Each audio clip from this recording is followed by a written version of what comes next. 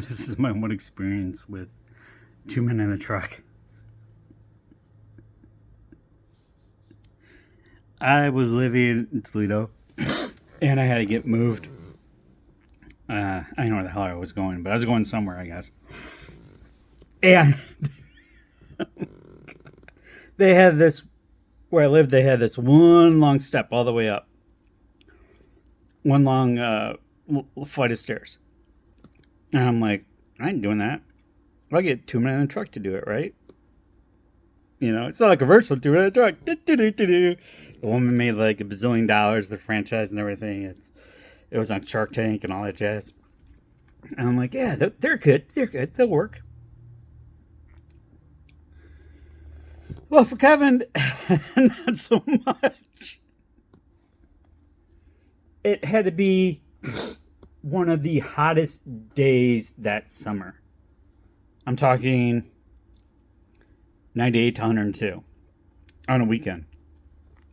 And keep in mind, I was traveling all the time because I had a girlfriend on the other side of the country, and I just love to travel.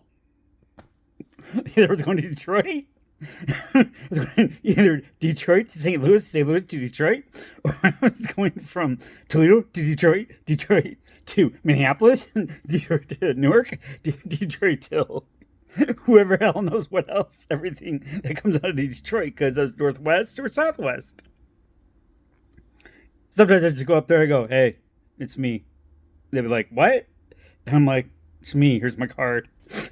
I didn't know where the fuck I was going. I'm so out of it. They're like, I'm like, I guess you don't know me. And I'm like, it's Detroit, right? We're in Detroit. Yeah, they're like, yeah, Detroit. I'm like, oh, okay, yeah, it must be work then, or not work, because then I'd go from this Detroit to St. Louis. So I go Toledo to St. Louis. No, yeah. I go Toledo to Detroit, Detroit to wherever, and yeah, and then if it was really bad in Detroit, they'd say, nah, fuck Toledo. Nah, we don't need it. And people be lined up, they're like, nah, we don't have enough people. Pilot didn't want to show up. Like, what the fuck? Why is it always fuck Toledo? Why is it fuck Toledo? I'm sure on the board they got, fuck Toledo. Anyhow, that's neither here nor there. Life's narratives.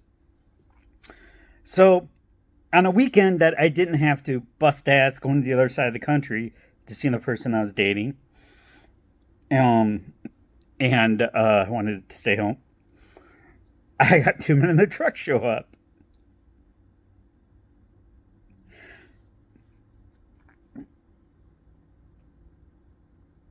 There was a lot of counseling going on. I was watching right from the port, my little deck. I'm like, there's a lot of counseling going on for guys to pick up boxes and move them. No offense, just to move stuff, you know.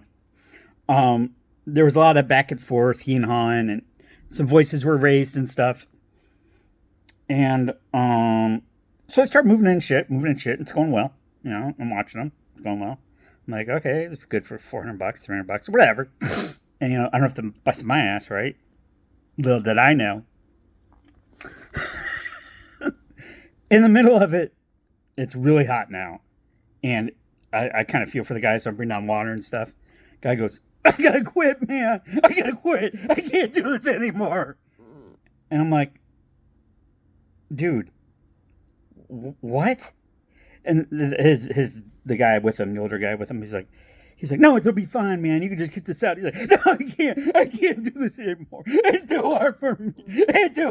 I can't do this anymore. And I'm looking at this dude.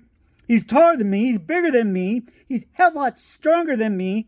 But he just decided, fuck it. I can't do it anymore. And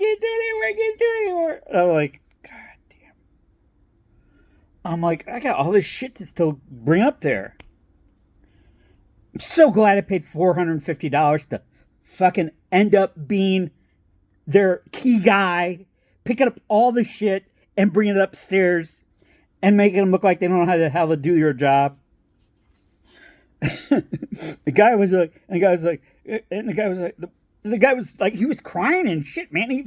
He was having a complete mental breakdown. And I've been there, don't get me wrong. Usually I'll pick a Walmart or be driving, or, last job I get fucked off over, get shit canned like Honda. That's where I have usually my mental like breakdowns. Or, when I do other stupid shit. But anyhow, he's like, and I cried too and shit. I'm like, and he was, he was looking big dude, and I'm like, you did it half.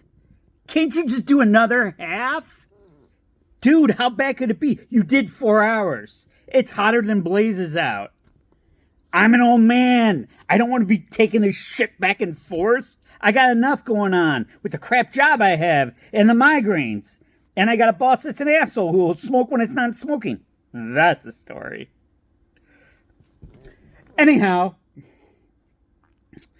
so they call me up for review. They're like,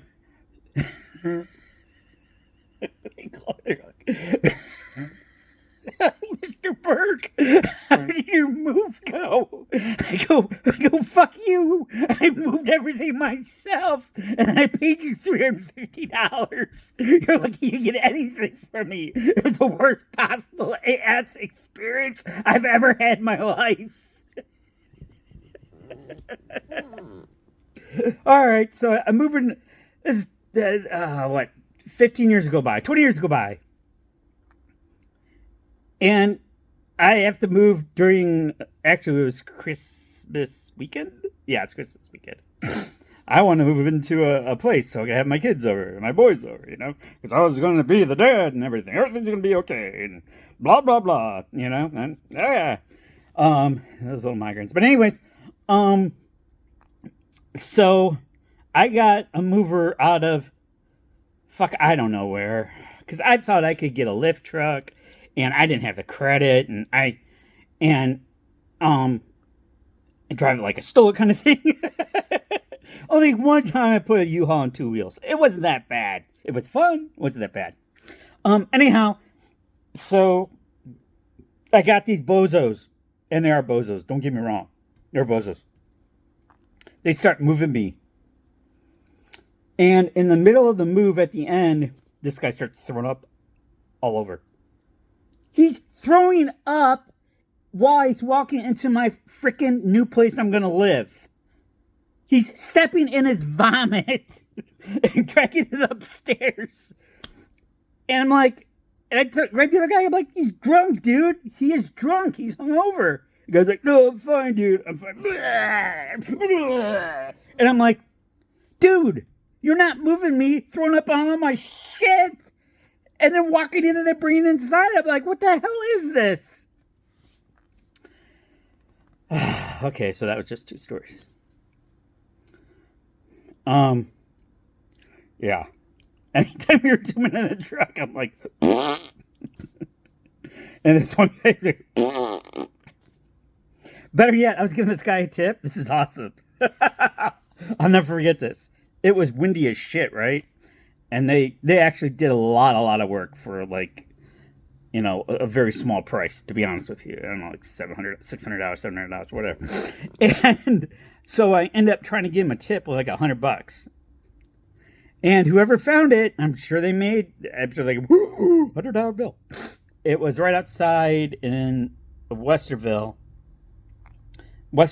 and it was right by the Wendy's down the main drag there. And I lost $200. I lost $100 bill, and I was going to almost lose another one. I just gave it to him.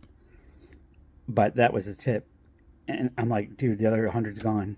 You know what? I was like, fuck it. I'm out here. You guys strip all my shit. I just want to get to home and call it a day.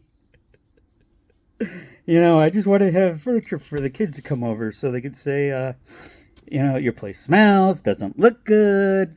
Me, mom, papa, don't do this. I need a special blanket. I need special, you need special detergent.